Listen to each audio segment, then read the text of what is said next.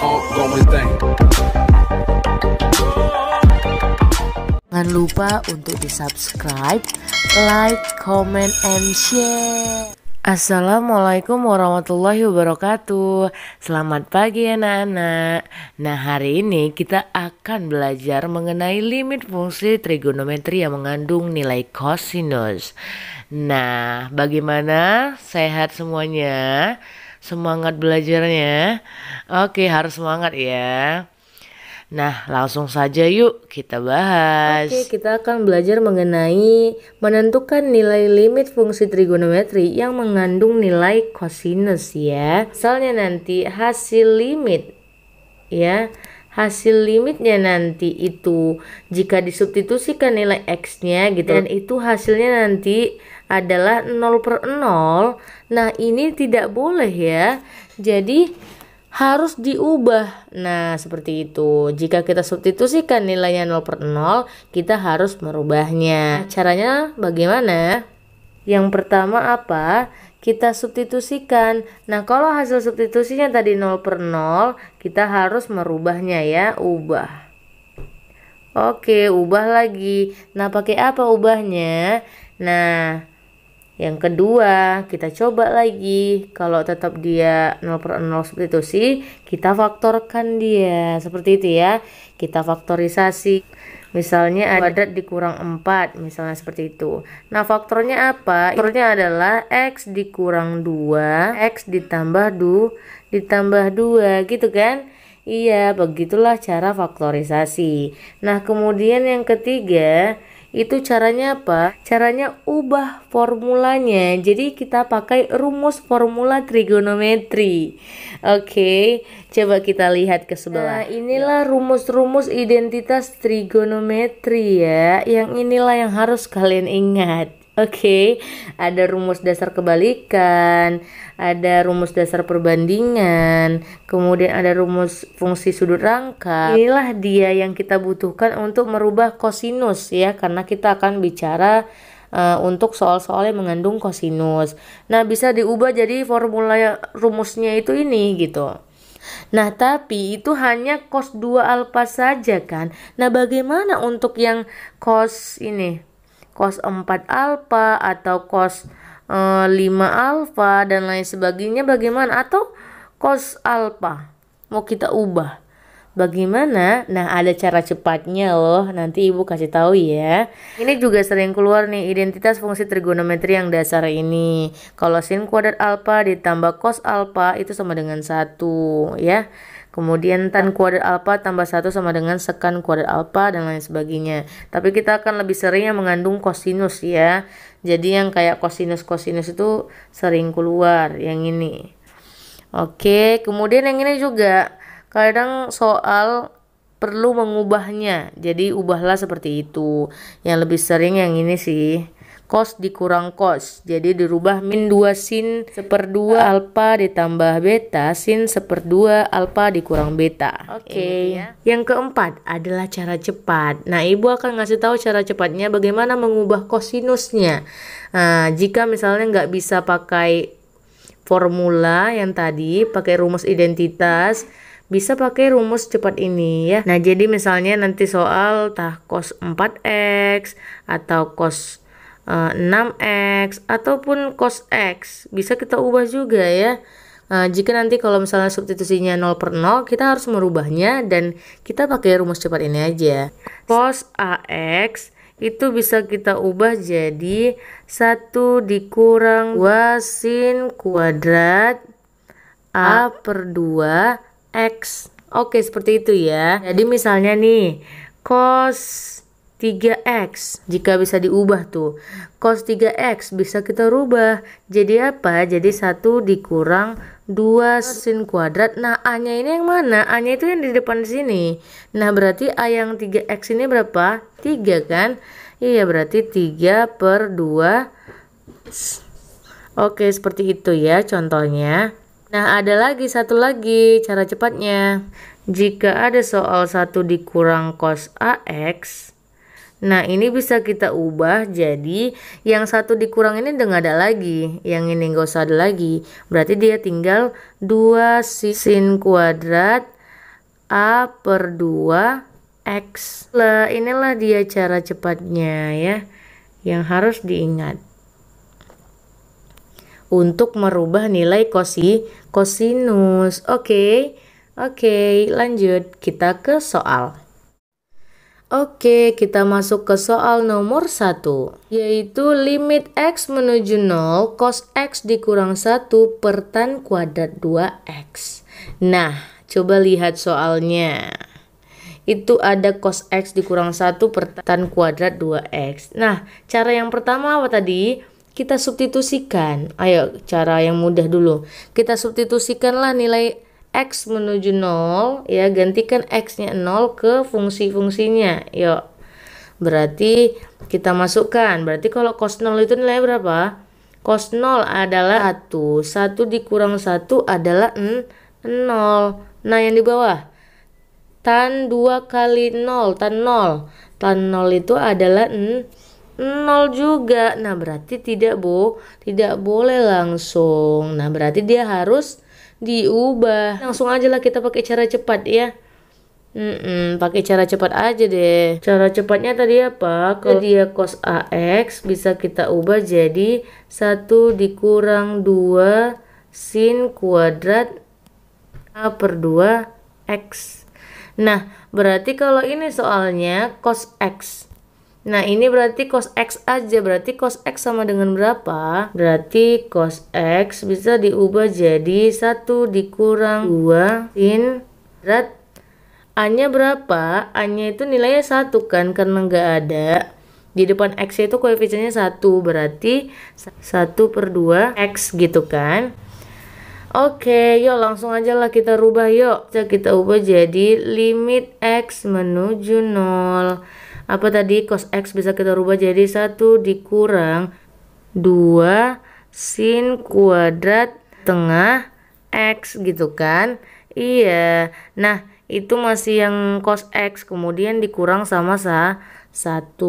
Oke, per tan kuadrat 2X. Oke, ada yang mati? Ada ya, yang satu ini. 1 dikurang 1 sama dengan 0.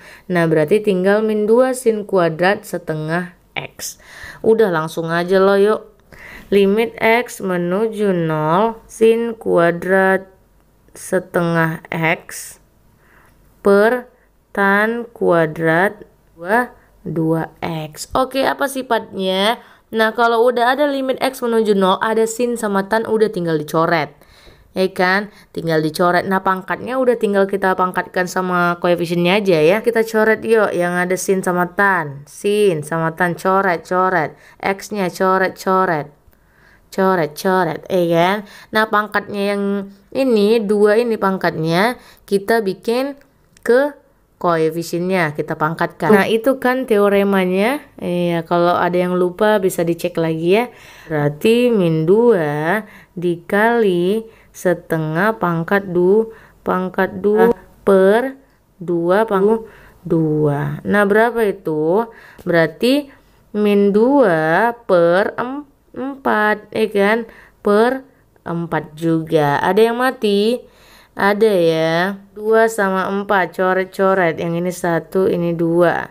Nah, berarti berapa? Min setengah dibagi 4. Berarti atau 2 dikali 4. Berarti min 1/8. Oke ya, seperti itu ya. Berarti hasilnya adalah min 1/8. Seperti itu deh. Gampang kan? Iya. Lanjut. Oke, kita masuk ke soal nomor 2, yaitu limit X menuju 1 dikurang cos kuadrat X dikurang 1 per 4X kuadrat dikurang 8X ditambah 4. Nah, yuk kita selesaikan. Bagaimana caranya? Kita substitusikan dulu yuk. Apakah dia 0 per 0? Nah, 1 katanya. Masukkanlah ke sini. Berarti cos kuadrat 1 dikurang 1, 0. Cos 0 adalah 1. Berarti 1 dikurang 1 adalah 0. Lanjut yang di bawah. Masukkanlah 1 yuk ke X-nya. Berarti Berarti 4 dikali 1 4. Kemudian dikurang 8 min 4. Min 4 ditambah 4 adalah 0.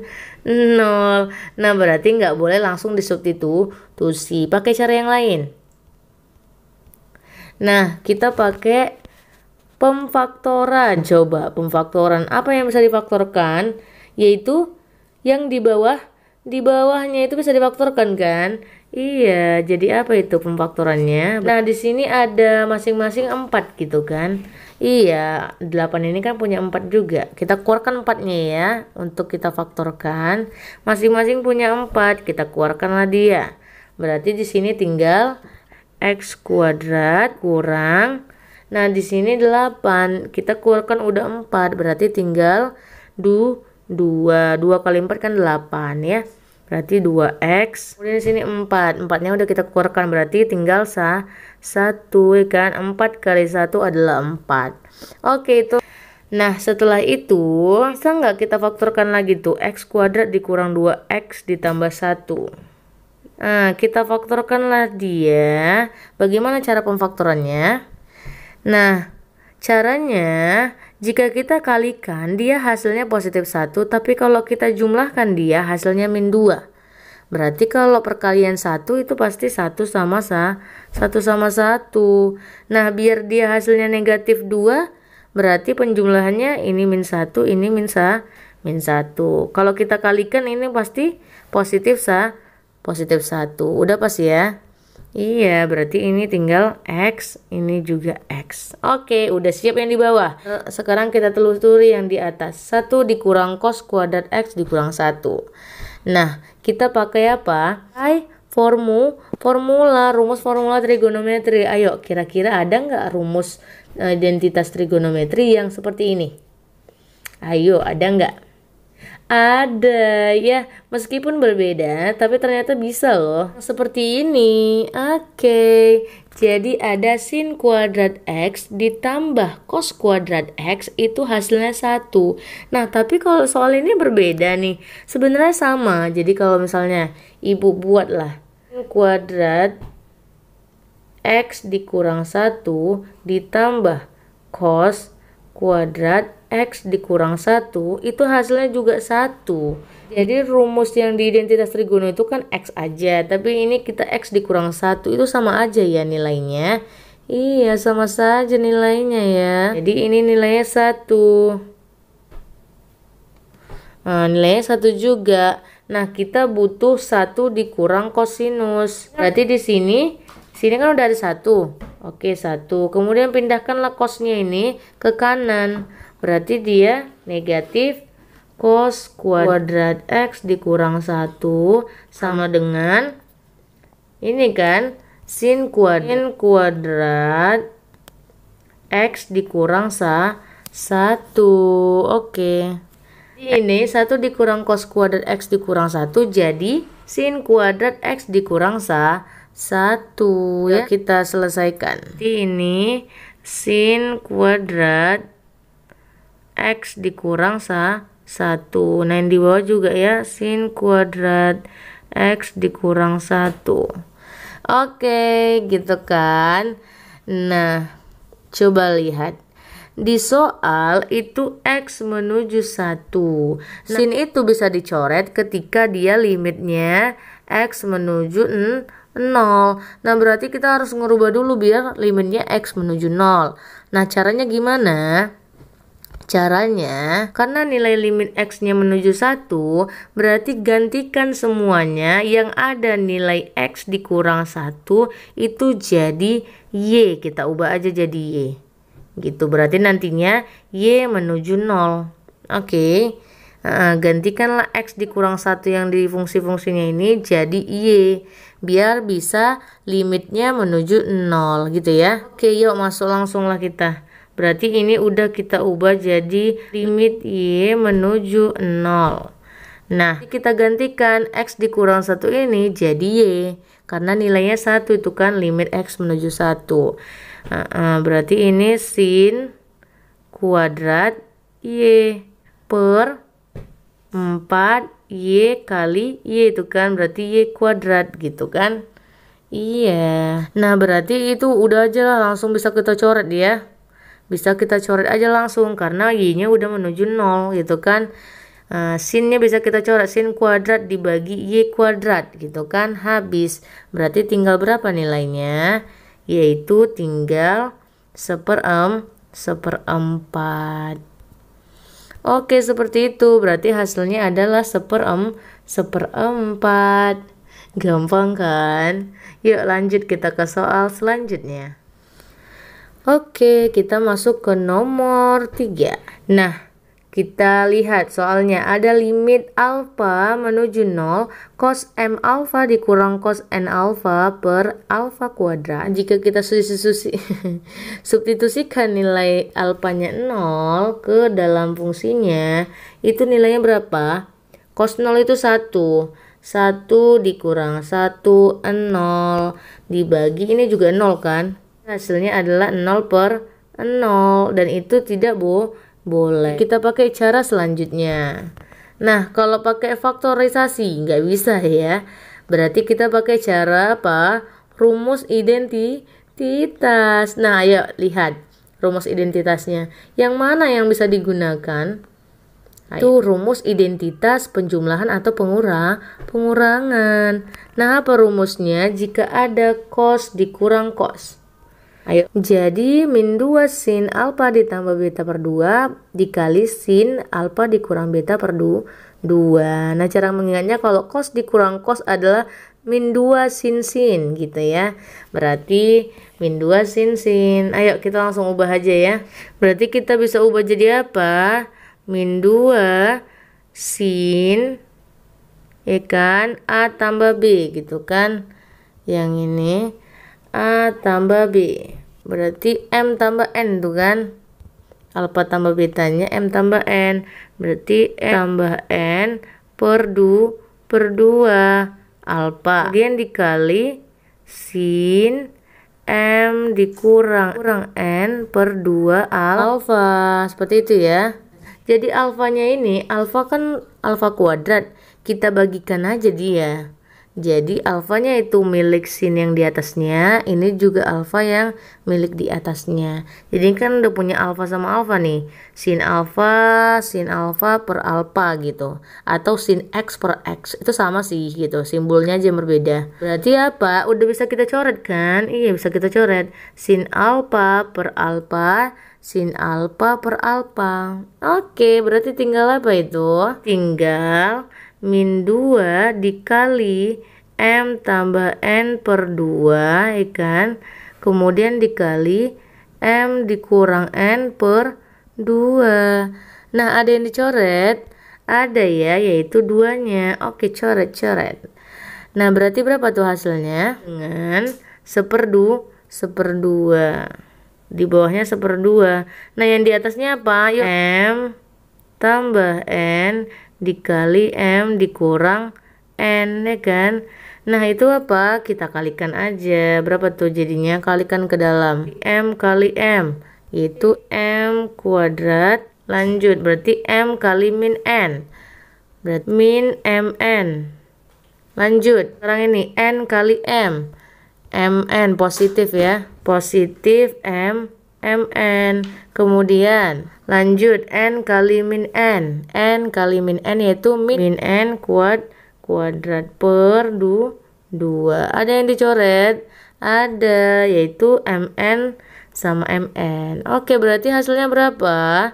Berarti hasilnya adalah kuadrat kurang N kuadrat per 2. Inilah hasilnya. Berarti hasilnya M kuadrat dikurang N kuadrat per 2. Oke, seperti itu. Gampang kan? Iya, gampang banget. Bersama Bu Mia, jago matematika.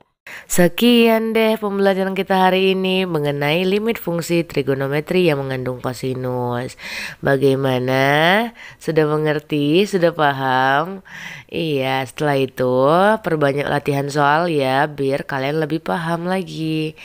Oke, sampai jumpa di lain waktu. Ibu akhiri dengan wassalamualaikum warahmatullahi wabarakatuh.